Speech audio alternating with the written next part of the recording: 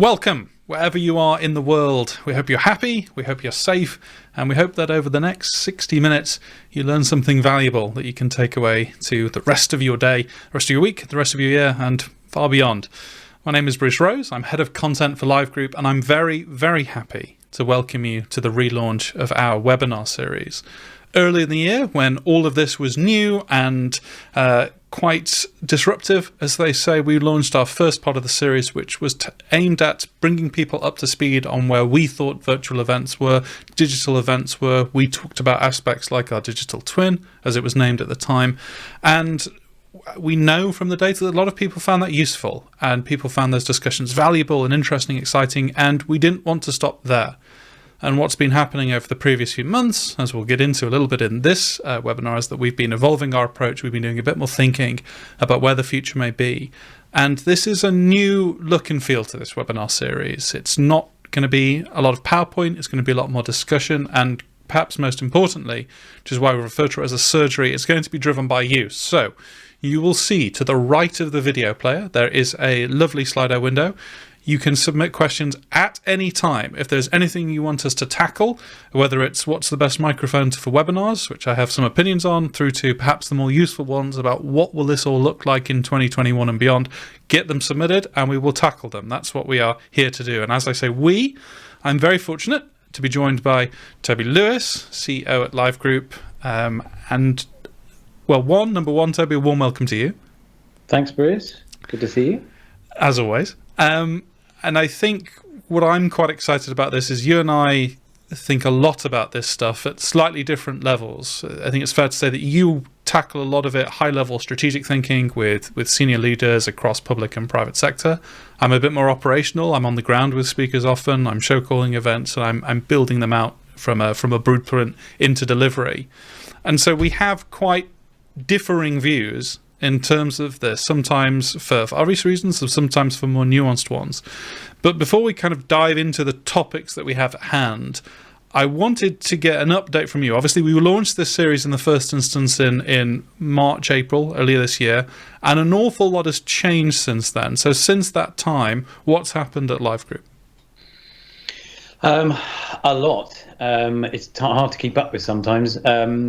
We have almost tripled our project team to cater for demand from new clients and existing clients.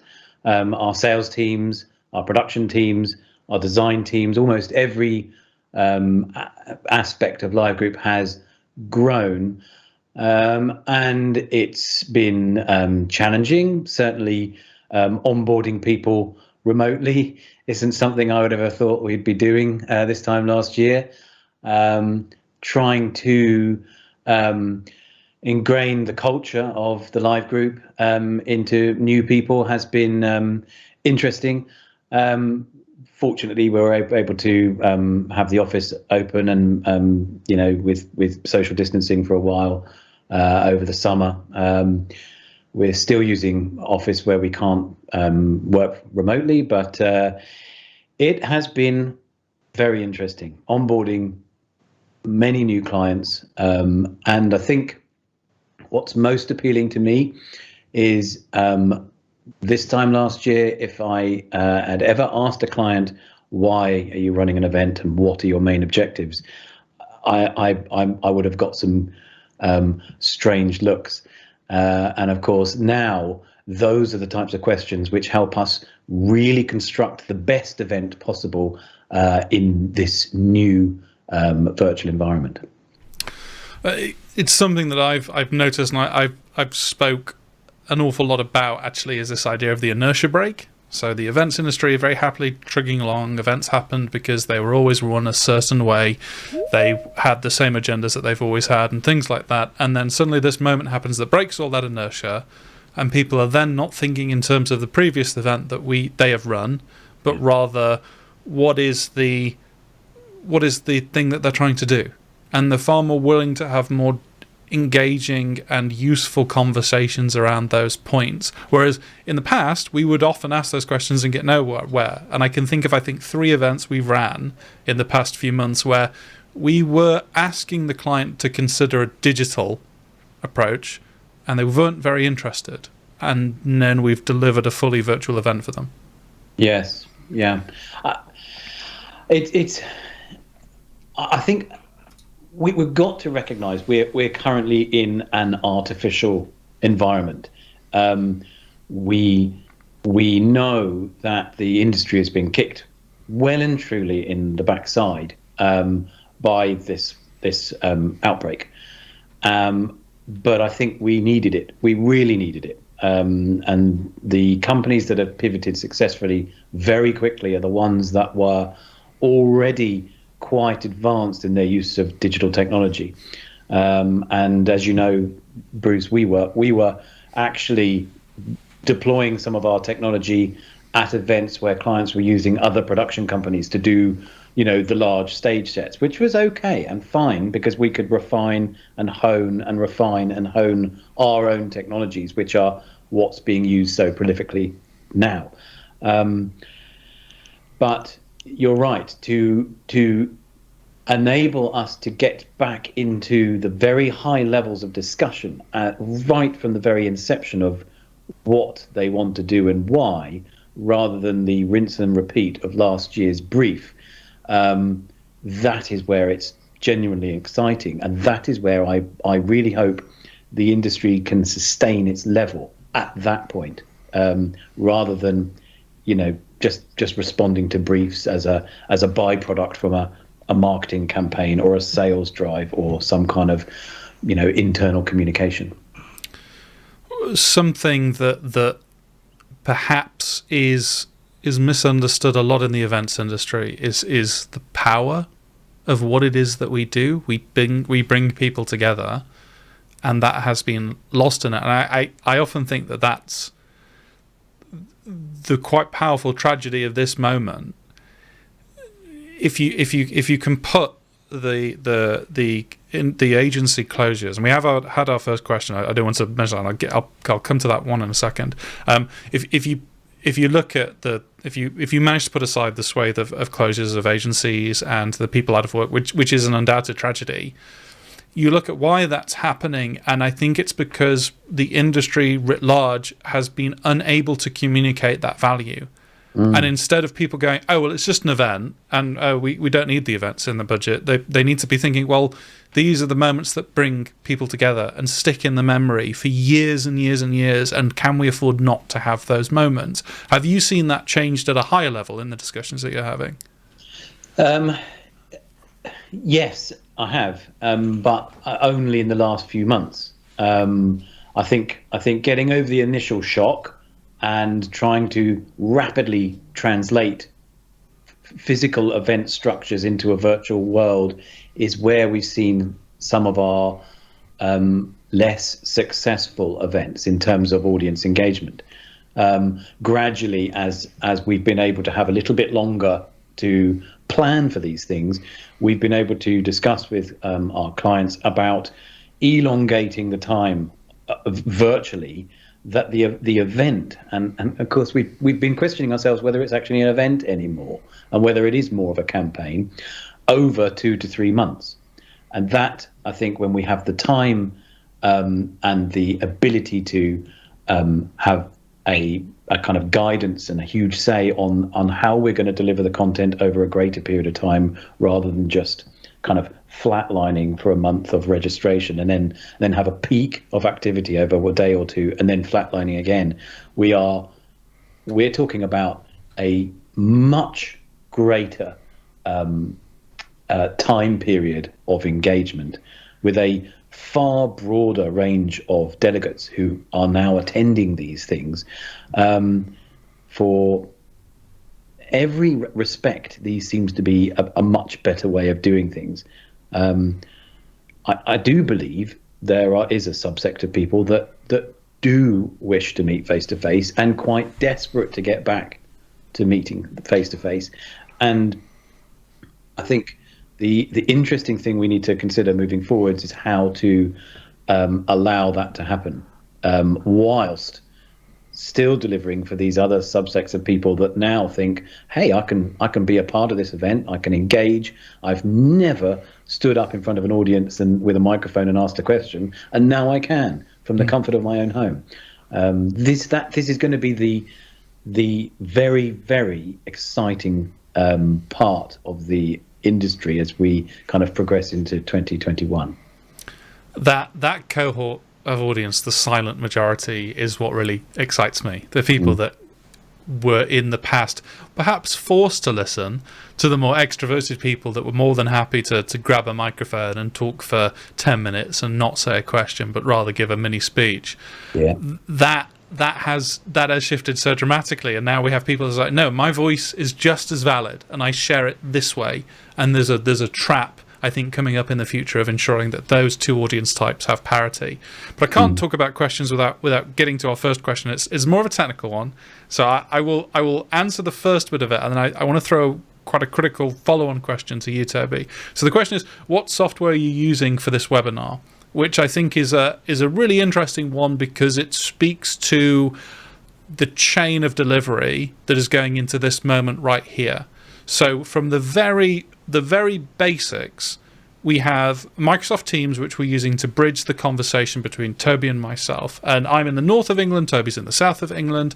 Now, we could probably talk around about the software that's powering the lights that are on me, or the camera I'm using, or the microphone that's picking me up, and the same for Toby. So that's where the chain really starts, is in the things that's just capturing that.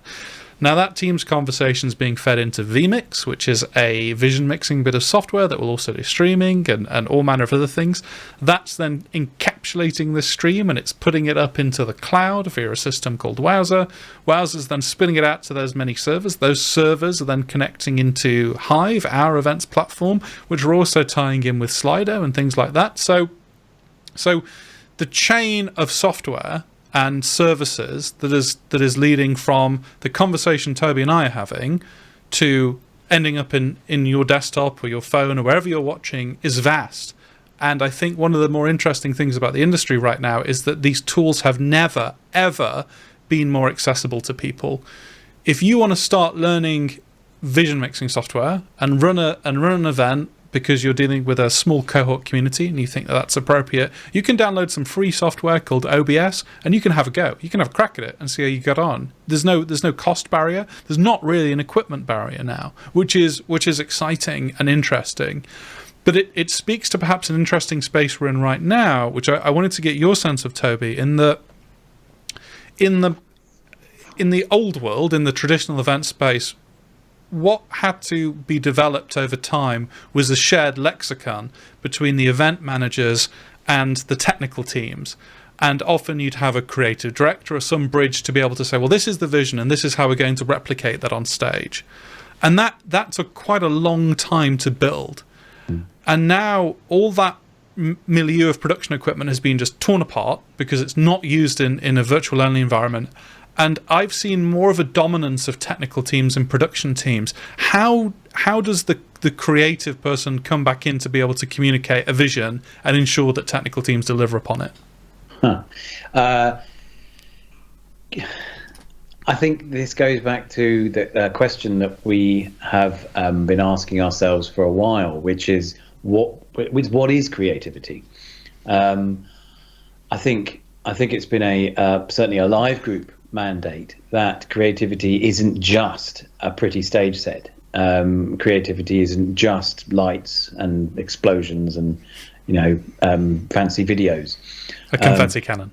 Yeah. I mean, there's a time and a place for that kind of stuff, and there will become a time and a place again for that kind of stuff. This kind of shared experience. Which will need very high levels of creativity again, because you've got to try and attract people to these live events again. But I've always thought, and I know you agree, Bruce, that true creativity in the event industry needs to be around getting the best out of whatever you're going to do, whether it be virtual, hybrid, live event, you name it, or a mixture of all three. It is finding the most creative ways to engage that audience, and it can mean so many different things and in so many different areas. But our creativity at the moment is surrounding our strategic dialogue with the clients, and really understanding what their key objectives are, really understanding the audience and the different subsectors and profiles of that audience, getting an incredible relationship with the client and understanding their performance indicators about what they want to achieve. And then I think the highest level of creative input is how we extrapolate and display the data that we're getting from the interactions that we're having, because I think the biggest game changer between today and where we were this time last year is the data and the visualization of that data, because you've got reams and reams of the stuff now, and we can't just dump a huge file on a client and expect them to look at that and get anything from it. It's a data strategy, but it's that level of ingenuity and creativity that is essential now and will be moving forward. And data doesn't replace creativity. That's something I have seen a little bit entering the dialogue here, and the discourse around virtual events is, well, we have so many data points that will lead us to all the decisions that we need to make, and so the future of events is already written because it'll algorithmically be generated, which is, one, a misunderstanding of algorithms, I feel, and machine learning, and two, just not true. You can't be in an industry that brings human beings together and not rely on human decision making in order to get to the best way of doing that. That's true, but of course that the frequency of the events that we've done has shot up. The amount of events have shot up, and the vast numbers of delegates that are coming through our system is more than we've had this year, more than we've had in any year. And that just because I feel that you're going to get onto this point, that links to a question we've had through from Tina, which is, do you think the future event strategy, and sorry everyone, I'm looking off because here where all the lovely questions are, in case you're wondering why I turn, do you think the future event strategy will see lots of smaller virtual events rather than 2 or 3 big events throughout the year? Yeah. I think a number of things. One is virtual events are very good at happening over a long period of time. And so rather than just thinking about an event, think about a campaign of change, a campaign of learning, a campaign of communication that happens over a number of months. If we start thinking of like that, you might find your objective is meant to be met over a year period, and you change behavior from this to this, and you've got 6 months to do it. Well, let's take 6 months to do it and have a number of interactions with your audience over those 6 months. As we move out of this lockdown and we are allowed to meet in small groups face to face, I can see the return of the roadshow. We used to do roadshows prolifically all around the country, 52 stages, a lot for government as well. And it allowed a regional nuance as well as a national feeling that this is a national roadshow. I'm really stoked about what we can do with our technology around a physical roadshow and how we can use the data as the roadshow is progressing around the country to keep that conversation going. Because a roadshow is naturally a long period of time, maybe a month or two, where little interactions are happening. But the ability to have this national dialogue whilst the regional shows are happening, that really is exciting me. And I think we could see a return to that. I think from a very macro level as well, the thing I like about Tina's question here is that it speaks to something else that I know often keeps you and I up at night, is this changing audience makeup from a generational perspective, not just in terms of what behaviours are dictated by the nature of a pandemic. I believe, and this is a little bit of predicting the future, which you should always treat with an absolutely enormous pile of salt. But from my perspective, what I think we're going to see over the coming years, and it may not be next year, and it may not be 2 years, it may be 3, 5, 10 potentially, is that we are beginning to see something of a pullback from things like social media, from Facebook, Twitter, etc., that even movements caused by things like the social dilemma, the idea being that these algorithmically generated interactions with people are damaging people's mental health and fraying communities. And I think a perfect answer to that becomes the events industry, because we're about connecting people, and what we can do is bring them together around certain topics and niches. I've often talked about the idea of this being our YouTube moment in the events industry. And I think the natural trajectory that follows along from that is, when I think about how I used to watch TV, waiting around for Saturday at 7 p.m. where the primetime thing came on, and now everything being on demand, the fact that I probably spend more time watching YouTube creator videos than I do even watching Netflix beautifully produce things, I try and transpose that thinking to the events industry. And me as a delegate, I might get through a month connecting with these little communities that are part of a wider macro event space. And here are the people I talk to about production, because I'm really interested about production. I always used to go to the production events, but now we get a community all the time. And I know these people because I attend events with them. They're not faceless bots. They're not random algorithmically generated moments.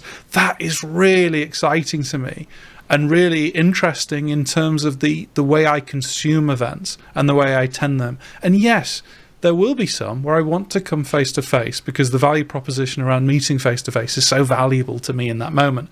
But that won't be the rule, because the barriers to me attending a virtual event are so much lower than they are a physical event. So if I'm going to a physical event, I want the value proposition to be built around there.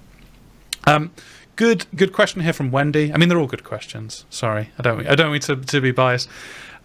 Which again, very future focused. Have you both got any ideas about how the role of an event manager, brackets at its broadest term, will look in the future? A hybrid of virtual versus live offering, and well, this comes back to the initial question about the evolution within the live group and our events team. How do you see that role evolving, Toby?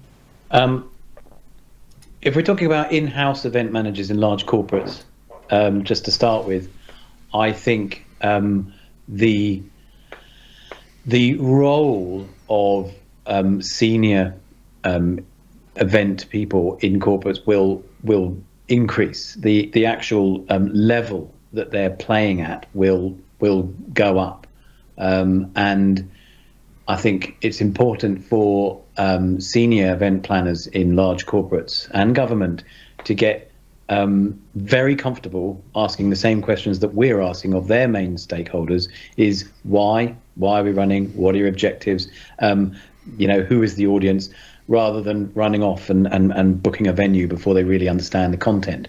I think project managers have to, I've delivered the content, they have to be very well versed in understanding what people are saying and why, and also not be afraid of this virtual environment at all, because there are 95% of activities that project managers have to do in a virtual world are exactly the same as they used to be in a physical world. Dealing with speakers, dealing with multiple panel sessions, dealing with the moving parts of the production elements. They're very, very similar to what they always used to be. I think the actual logistics and planning now is so far more important than it ever was. One thing I would please ask to any event planner that's watching is understand that virtual events take no less time to plan than a physical event. And it's because of the content and the creation of all the elements that go in to build something, even just like this, which is quite simple, are far more complicated and need the same respect, time and effort than a traditional event did. I think there's two things that I potentially think in terms of the future of the event manager as a position, and one is something I would like to see, but whether it happens, I think is largely in the air, and the other I think is a necessity. I think in the first is if we believe, which I certainly do wholeheartedly, I know you do, Toby, in the importance of the event space, of bringing people together, it begins to shift the dynamic in terms of how important these moments become to organizations and what it is they're trying to do. And they then need to invest more power in those people. I deal with a lot of clients across a lot of projects, and the client-side event manager is often the poor person at the bottom of the pile that is taking instructions from 50 different people above them and is doing their very best to tie it all together into a nice, neat tapestry of logistics. But it's so difficult. And they know their deadlines. They know what they need to hit. They know that they need speakers to arrive X minutes before, and they're fighting to get that done. But because they are treated as the bottom of the rung, it's very hard for an event to be as good as it can, because you need to trust the person that has to shift the logistics into place. So I would like to see that role treated with a bit more authority and a bit more understanding that actually this can be at its core something just as important. And in fact, if it's done right, is more important than your next marketing drive, your next sales drive, because it begins to empower all of those things. The second thing I think needs to happen in that space, and it's certainly an evolution I've witnessed in our teams here, is understanding the possibility sphere that exists in both worlds. I can take pretty much any event manager worth their salt to a venue, and I can watch their brain begin to pick apart the pinch points. Oh, right, well, delegate flow here will be a bit tricky, and catering, we need to get this. They do it naturally. It's like breathing. It's incredible. And they're going to need to transpose that thinking to a digital event space in terms of user experience and user interface and all things that we used to pass over to web designers. They need to understand that, and the technical pinch points and all the little nitty-gritty that make those things happen, which is going to be even more exciting as we move into a hybrid space, because it's then the case of you need to keep both those worlds in your mind at the same time, and you need to give them both the same level of care, which links to a question here from, and I'm just going now by the most thumbs up questions, which is always a nice position to be in, from Anna Maria. Hi, Toby and Bruce. Great discussion so far. Thank you very much. I am also very interested to see how you see the future of hybrid. And I have my thoughts on hybrid, Toby. I don't know whether you want to kick us off.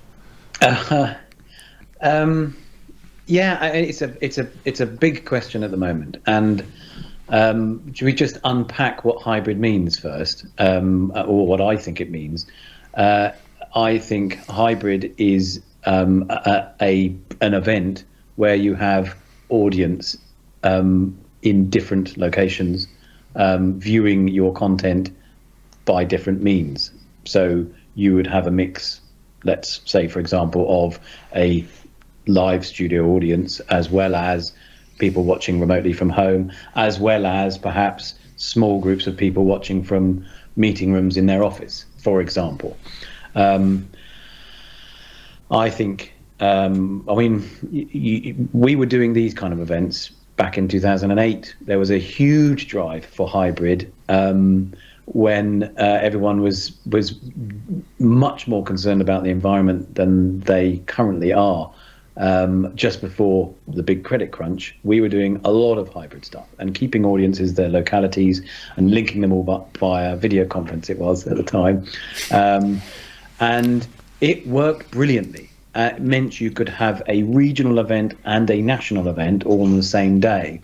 And clients loved it. I think what is interesting now is we've been forced, and event people and event professionals have been forced to run events without actually seeing and feeling their audience in front of them.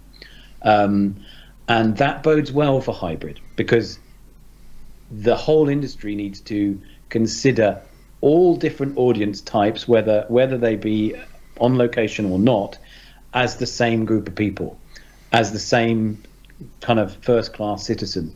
And it's going to be very interesting to construct strategies which placate every different audience type in the same way and give them something extra for being at home or something extra for being on site, but to make everyone feel that they've had a genuinely engaging experience. That's going to be the interesting bit. But I think, hybrid events will naturally be part of the puzzle. What I don't think is we're going to go from all virtual, then to all hybrid, and then to all back to normal again. That ain't going to happen. It's got to be a mixture of all. It's presented as the route out. Yeah. And it's like, right, well, when we're fully back to physical, that's when everything's back to normal. We'll go back to the traditional events, and in between virtual, we have hybrid. It's just not the case at all. I don't think. I think you can find other people in the industry that will tell you that it is, and I think those people start raving mad personally. But for me, the hybrid event becomes a question of value and value proposition, which links to a question from Dan, which I'll come on to in a second. But it is one of, why would I want to attend? And these two ideas aren't in conflict, and they're often presented in conflict because that was the old thinking in terms of, if you hold a live stream, no one will come to the physical event, which was the conversation that had me banging my head against the wall frequently. But it was, and they're not in contrast, which is, why do I want to come to this event physically? Why do I want to come to this event digitally, when in fact they should just be the questions: why does anyone want to come to this event, and then what is the medium that they engage with that event, and just accept that people have different priorities. And if you're going to attend physically, there's probably going to be a slightly different value proposition than if you're attending virtually. And what you can do as a client and as an event manager is you can shift the dynamics to change that value proposition, because you mentioned like smaller, more intimate local gatherings network together into a larger event, so that the value proposition becomes, to me as a person, I still get to meet a nice number of people. I don't have to travel as much. I probably don't need to have a hotel away from my family, and I can have more conversations that are relevant to my regionality, as opposed to being dragged to London, which is a big benefit from me thinking as a northerner, and the north-south divide and things like that. Those are important to people, and we shouldn't act like they're not. They really are. Then there's a case of, if you're a digital delegate, you get an agenda that you want. And in fact, when you look at the routes that people have through virtual events and hybrid events, they're going to have hundreds of thousands of possible agenda variations. And it'll be personalized to them, because actually they're not just watching these live moments. They're engaging with pre-recorded content. They're getting involved in forum chat and things like that. I think, don't just think of the space, if you're looking at hybrid, as, well, how many people can we bring to a venue, and then how many digital delegates do we hope to bolt on to that? That is not the way hybrid is. I think hybrid is the future in terms of removing barriers to access, and those barriers happen on both sides, both to the audience getting involved with the event, however they attend, and also the speakers and talent, how they are bridged in. Often what I talk about in terms of an accessibility revolution, there's no excuse to stuff your panel with 8 white guys when you can very easily grab talent from the globe and bring them into any conversation, so that there should be no communications that are overshot, or any voices that are unheard. Sorry, you go. No, all I was going to add to that is hybrid. Again, you need to consider the time length that you're. I mean, I think everyone's immediately thinking, "Ooh, hybrid. We used to run a 1,000-person event in Singapore, so now we're going to have to run, 4 250 people events around the globe, and it all has to be on that day." But again, if you take time in as a consideration, the length of period you want to have this campaign of communication, hybrid doesn't all have to happen on the same day, and you could have a much higher frequency of interactions over a longer period of time, still meeting face to face, but with the ability for people to be jumping on and off the central hub and seeing things happening and changing in their community as the time progresses. It's really genuinely exciting what could be, and I think a lot of the industry really has to get to a point that I'm at, where I've never been more excited to be in the event industry, ever. It's a hugely exciting time, and I was worried before. I was genuinely worried that we were kind of a byproduct of a marketing strategy or a byproduct of a sales drive. Was, oh, let's have an event. I was concerned that it was the same old thing year after year. Now it could be anything that we put our minds to, and it's a hugely exciting time. I'm massively energized by the whole thing. And the audience is nicely energized as well, because we've now got a pile of questions. Oh, great! Which is definitely an enviable position to be in. I was going to get to Dan, but it's a democracy. The thumbs up can fall anywhere. So we take our top question from Anon. It's always nice to get an anonymous question. It's very important, though. I always tell you have to allow it. I found virtual events are often on in the background. The full attention of the audience isn't there. Any ways to ensure attention and enjoyment? And I'm sure some of the audience watching this have the two of us on a separate tab. We may not be minimized, which, no one's missing anything, not seeing my face, but it's true that people are digesting content that way. They've got Outlook on their primary screen, and they've got a webinar away. I have some massive thoughts on this, Toby. I don't know whether you want to kick us off. Only why not? Why not? If it's actually beneficial, and some people, depending on what you're trying to say and depending what you want people to hear and understand about what you're saying, why can't they have it on in the background? Some people absorb that kind of data very, very well. How many people in your events have you seen on their phones? And you're looking at the audience going, half the people are on their phones. They're not listening because, humans do have the ability to multitask, and they should be able to sometimes switch off and not be glued to something. Because, personally, I do very well when I've got something on in the background and I'm doing other things. Kind of subliminal learning and understanding and listening. I'm not saying it, it's the end game. I think we've actually been looking in some technology which uses your camera to recognize your facial expressions. This, Bruce, and it can actually measure engagement using your webcam, which is a bit freaky. But if you were doing something that was essential in your organization, a really important behavior change program that you had to drive into people, and you were doing it all remotely, you might choose to use this technology to understand how engaged people were with that, but also use voting, use moments to stop and allow people to put in their comments and thoughts, because that keeps people engaged as well. Put people on the spot. We could join someone into this conversation whenever we wished. Yeah. Allow the audience to feel a little bit on edge. You can use a randomizer to pick someone to ask a question if you wanted to. Lots of ways that I think keeping people engaged will happen. But I'm just saying, don't be so bothered the fact that some people may wish to just listen to you in the background. It's fine. Yeah, and there is that attention fallacy. I spoke at Event Tech Live last year, where one of my key things was the thing that my clients are agonizing over is the data set in terms of how are people staring at the screen, what are they clicking on, what are they doing. And that never was the case with a physical event, because a client would see a full room and be happy because they felt like the job was done. The amount of information I've gleaned from podcasts while doing other things is immeasurable. It's just the way that some people like to operate. Saying that, it can be done. If it needs to happen, obviously you have as you mentioned, like a passive tracking mechanism, and obviously ways of increasing engagement.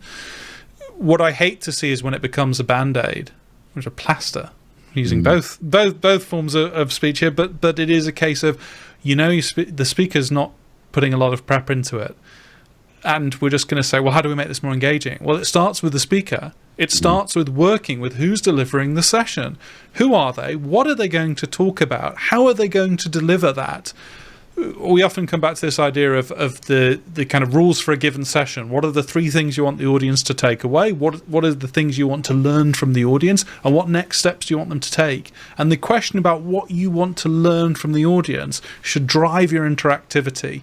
This example is very easy. The thing I want to learn from the audience watching this is, what are their questions? And we're getting them. Brilliant. But for some other sessions, it's a lot more nuanced, and there's things that we do in terms of strategies of have interactive moments every 8 minutes, make sure your presentation is a bit more vibrant, have different voices, different faces, different things that grab the attention. But don't do it as the final thoughts. Build it in from the show from the start. And perhaps most importantly, don't fret too much, because if people aren't engaged, they'll disconnect. Having it on in the background is an issue, yes, but a far bigger issue is if they've just turned it off, because then you really have driven them away. Whereas the fact that we often in our briefings get facilitators, hosts, etc., to ask people to be present, to close their emails and do things. It's not something we would do for this show, because we understand that people maybe want to hear a bit of this, but it's not going to be their primary attention, and that's fine. That's what we're happy with. Question with Dan, really interesting about event marketing, which I know is something that Sarah on our end is always very, very interested and excited by. I have seen an increase in registrations with online events, but the percentage that actually attend / log in is lower than a physical event. How do we overcome this? Is a question from Dan. I initially jumping in on this is that you have to understand that just because the barriers to entry are so low, that doesn't mean you can take the foot off the gas at all.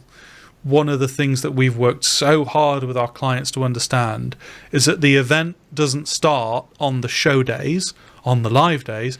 The event starts when that first email goes out to delegates, and you need to drive a value proposition around why they should come and attend. And if you're missing that, if you're just getting them registered and they're not doing any subsequent communication about why they should be attending, what's happening, what snippets can we do, you will see those drops. You can't just assume that just because they've signed up to the form, they will come. We have to build entire engagement strategies around what is the core value proposition, which again links to what is it that we're trying to do with the event, the objectives, as was talked about before, and therefore why should I as a delegate type want to come? And different delegate types may have different reasons, different value propositions that excite them and interest them about why they need to arrive. That is true, and also, in a marketing campaign, just to get someone to sign up for an email, just to get someone to sign up for a newsletter is considered a win. Getting it in the funnel, getting that person in the funnel.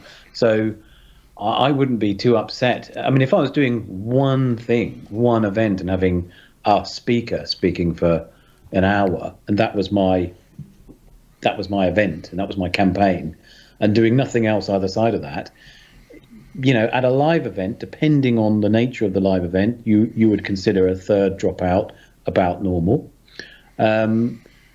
Of course, you've mentioned the barriers to entry for virtual events is far lower, but in terms of a marketing campaign, getting someone to sign up doesn't mean that you failed just because they didn't watch the webcast. Hit them again with something else. Keep tapping them along and until they do come and watch. Just going back to the previous questions, CPD points, Bruce, as something that's come up a load of times. I found it really interesting to understand what clients, how they measured successful deployment of CPD points. Used to be someone sitting in a room for an hour. Oh, well done, CPD points, off you go. Now we're being asked to look at so much more, and the number of interactions they've had, how many times they've voted, how long they were watching the stream. The deployment of CPD points is one area where I think we do need to look further and deeper into the data metrics that we can gauge from these virtual events. So I had to drop in there. I think it's that understanding that you keyed on before is that just because a delegate didn't, it comes back to this value proposition, just because they didn't attend the live event doesn't mean that they are done with you. And in fact, they just have made the assumption, which I've seen some delegates make, of, oh, it'll be recorded. Something has come up. I can't attend. The value proposition for me getting rid of this other thing isn't strong enough, so I'm going to watch the recording. And so don't just think, well, they didn't attend the live event, they're not interested. Hit them after. Hey, we noticed you missed. Come back. The video's online. You can watch it. You can still comment. You can still engage. We've done some interesting work with a number of speakers whereby, yes, we have the live moment and we get so many questions, so much engagement, they do a follow-on video or a follow-on podcast or something to keep engaging with the people that missed the live moment. But also that may be one of the things you want to be quite strong with, in terms of you only get to ask the question if you come live. That's the value proposition. You get to put your points to some of the top speakers in the world, etc., depending on how you're building the speakers for your event. That should be a strong incentive for some people. Others don't want that. They just want to watch the content at a time and place that's convenient to them. Yeah. Completely hard shift now, a question from Simon, which is actually something that we've been talking about very recently. We are thinking about using a studio. Is the additional cost worth it in terms of broadcast quality? I would say yes. And I think our ability to control the camera and the sound and the lighting and the environment is one thing. To have professional quality equipment there to record the broadcast is essential. I also think there is a small nuance lost with speakers being at home. There's the kind of that edge that some speakers and presenters need to really be amazing, where it used to be walking onto a stage actually is also replicated if they're focused on getting it right in front of a small group of production people in a studio. That edge still happens. So I think from my perspective, to have a studio to broadcast from is great. Also, we were starting to use studios for our own clients, where a number of speakers came and they can interact as well in the green room. And I'm always interested to see in our virtual green rooms, before a panel or before a number of speakers do their presentations, the dialogue that's being had in that virtual green room. Sometimes our technical people can't get a word in edgeways to try and get someone to adjust. Guys, we're going to both go live. It's 10 minutes. Get focused. Yeah, you need to stop talking. I would say studio is a real bonus, and I know we are going to create a studio of our own at Live Group, but also dedicated production suites, because I know that clients who are doing fully virtual events, there is an unease. If you're sitting at home watching your event happen, and you know, project managers are by their very nature control freaks. It is a huge leap of faith for them to be able to trust a company to deliver their thing for them whilst they're not sitting there. And I think we're creating spaces for clients to be able to come to us and see the production happen in front of them, whether you're using the studio or you're managing a number of remote audiences. I think it will benefit everybody in that instance. Yeah, I think to the core of that question from Simon about like broadcast quality, absolutely. I have stared at hundreds of thousands of 360p webcams with very noisy images that shift in and out of focus, that re-expose themselves, and you can only see so many of those before everything begins to look like the same blurry smudge that's the same. Obviously, you go to a studio, you're going to have production cameras, you're going to have incredible audio typically. You're going to begin to address something which I've come to explain to clients as the control conundrum. Like, we are event professionals, but when we are dealing with speakers in their own homes, there comes a point at which our control ends. Even if we ship them all the equipment, unless we have people on the ground, we are at a certain point beholden to the speakers and their technical literacy and their internet lines and their power lines and everything around that. So it is often worth it in terms of, if you were looking at the event in a micro sense of how do we make each and every person's camera and audio better, which is always, I think, a thing that makes your event stand out. The reason I don't necessarily address it as a rule of thumb is because it does depend on your event. we have many different sessions, many different types of events that we run, some which involve hundreds of thousands of speakers. That's a bit too much, but hundreds of speakers, and it can be prohibitive to prohibitively expensive to use a studio for all of those people. Sometimes it's not possible, and don't let perfect be the enemy of good. That there is often a case whereby someone can still deliver a very effective, personal, incredible, memorable talk from their home, and that shouldn't necessarily be a barrier. We did an event last week with Gareth Edwards, Welsh rugby legend, who had pretty much everyone in tears and seemed to be doing it from a hotel room.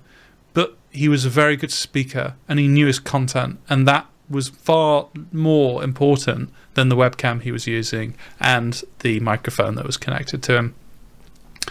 A good question from... We've still got a pile of questions. I know we're tight on time, so we get about 2 minutes each for these questions. Any ways to ensure your virtual events are accessible and inclusive? That's a really good silence. I was going to jump into there, but this is inclusive. No, accessibility obviously key. I think a regret for this is I want this stream to be captioned, and that's something that we're targeting for future events. We couldn't get it in the production chain in time, so I do apologise. The version that goes up on demand will have captioning.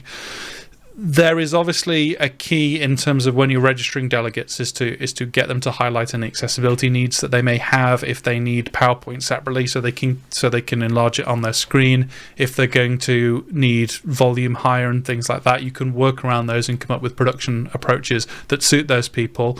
Obviously there is an element as well in terms of some people may feel like that they don't want to share some of their additional needs, so you kind of have to set an expectation early on of we're more than willing to cater to you, please let us know and we'll do something about it, because it's not that hard from a technical perspective to make it happen. I think as well it's understanding that accessibility isn't just the more obvious things in terms of things like hearing and sight, for example. Broadband penetration in the UK and all over the world is still in a middling state, and you need to not just do a 1080p broadcast, you need to account for a whole host of different speeds and connectivity types. And then in terms of inclusivity, a key thing I think is looking at the makeup of your audience and putting on speakers that are both going to provide them interesting things but challenge them, and have speakers and talents that reflects your audience and speaks for them. And that often means having panels and event makeup that is far more diverse than we've seen in the past. And what is quite exciting to me is that we have a whole host of speakers that were perhaps previously not people invited to stage because they weren't the type that were, and now suddenly the stage is this virtual shifting object and we can bridge them in very easily. So it's understanding that there's no reason not to, and if you want to bring these people in, they're pretty much an email away and you can get them on stage. I don't know whether you have any follow-up thoughts on that, Toby. No, I've got nothing more on that one. I'm concerned we've got 2 minutes per question. I know, sorry, I talk too much. How do you approach the process of turning what was a big live event and converting it into a virtual/hybrid event? Where do you start? I think the thing I'd quickly say on this is we have a video on the Live Group YouTube page, which you can access via our website, livegroup.co.uk, or it's youtube.com/livegroup. If it's not that, I'm going to be told off by our marketing person. There is a video there on both the digital twin and the architecture, and some of our early webinar series address that. It is a key methodology for us, this discovery process of tearing down the individual components of what used to make up a big event and making it a virtual event. And often it comes back to that same question of what is it that you're trying to accomplish, and going from there. Yeah, and we run numerous discovery sessions. Yeah. So I would start by giving us a call and having a discovery session with Live Group, because I've never ever, every time I've asked a question in nearly all the meetings, every question is met with, "Oh, that's a good question. We've never asked that before." It's brilliant. I love doing discovery sessions, so give us a call and we'll book you in. And they're not arrowed at an event often, because by their nature they have to be what is it that we're trying to do. We've ended discovery sessions by saying, actually, this is the approach and it's not an event. Sometimes it's a targeted video campaign. or a different communications format. And so, yeah, it is a valuable process. But by all means, check out those materials. They're on our website, they're on our YouTube, and hopefully they'll be a good starting point. Question from Anita: is it important for people to meet virtually and share their experiences on the same day? I don't think so. No. I mean, not really. It really, again, depends on what you're trying to achieve. But if we are really seriously talking virtual, I think the majority of cases, virtual is done better over a period of time. And might not work for everything that you're trying to achieve, but most things that we've found, and we've done, I don't know, was it 150 events I heard since April? Well, it was 16 last week. I mean, it's. I think we're learning so much as we're going in terms of the nature of the communication, the nature of the audience, and what and how and why they want to view this stuff. I think the question is relevant. If there is something you need to communicate and get response and feedback in a day, it can be done. What we're experiencing and from what we are learning, the best things happen over a period of time. And actually, when you give people the space and the bandwidth to absorb your message over a greater period than just an hour, the way you measure the behavior change and the way you can prove that people didn't understand it then and they do understand it now is far greater. And this links into a separate question. I work in higher education. So one of the reasons students go to uni is to socialize and meet new people. How can we encourage this in a virtual setting? Question mark. Any apps? I think it depends, and there is no a good rule of thumb is don't have rule of thumbs. There is no one size fits all approach. And there are some people who would gladly jump on a Teams breakout or a Zoom call and talk to people in a virtual environment. And we're doing some work with an awards ceremony at the moment, which involves people doing that. And there are some people that really get excited by that. And there are others that they couldn't think of anything worse than midway through an event having to turn on their webcam and talk to people because it's not the way that they engage. I have a very close group of friends that I do virtual cycling with because I'm one of those weirdos, and we do team time trials together, and I very rarely hear them speak. I do most of my communication with them via text chat on Discord, and that's how I like to do that, and it suits me for those people, and that's what I'm comfortable with. It's what I like. So it depends on your objectives, and I know that's a bit of a catch-all, but it's very true, and it depends on what your audience is made up of and how those people want to interact and talk to each other. And that's why any given event we will run, I talked about this idea of many hundreds of thousands of different possible agenda permutations, needs to account for that. There are some people that flock to forums and they love to engage on forums, and they like the way those conversations build over time, and they like giving a thumbs up to comments they like. Other people use live chat. Other people like to jump onto breakouts and talk in person. And it's understanding that all those different types of communication are just as valid and just as worthy and just as important. So final question in our question bucket for our close. Another one for Anita. How would you help the planner push back? And I think personally it's contingent on us as an agency.